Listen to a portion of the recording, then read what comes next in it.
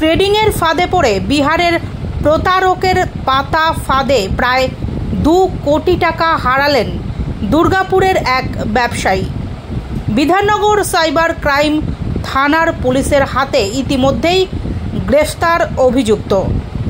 Forex trading করানোর নামে ব্যবসায়ীর থেকে প্রায় 2 কোটি টাকার প্রতারণার অভিযোগ হোয়াটসঅ্যাপের মাধ্যমে নারায়ণপুরের ব্রিজেশ ঘোষের সঙ্গে যোগাযোগ করা হয়েছিল। দেওয়া হয় ওয়ার্ক ফ্রম হোমের টোপ। একটি ভুয়ো অ্যাপও ডাউনলোড করানো হয়েছিল। তারপরেই তার কাছ থেকে দফায় দফায় হাতিয়ে নেওয়া হয় 1,71,00,000 টাকা।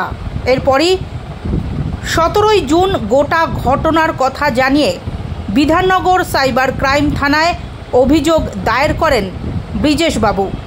তারপর থেকেই জোর কদমে তদন্ত শুরু করে প্রশাসন। অবশেষে ইকবালপুর থেকে গ্রেফতার করা হয় বিহারের বাসিন্দা এসকে মোহাম্মদকে। আজ দুপুর 2টো নাগাদ তাকে বিধাননগর মহকুমা আদালতে তোলা হবে। তার সঙ্গে আর কেউ জড়িত রয়েছে কিনা তা খতিয়ে দেখছে প্রশাসন।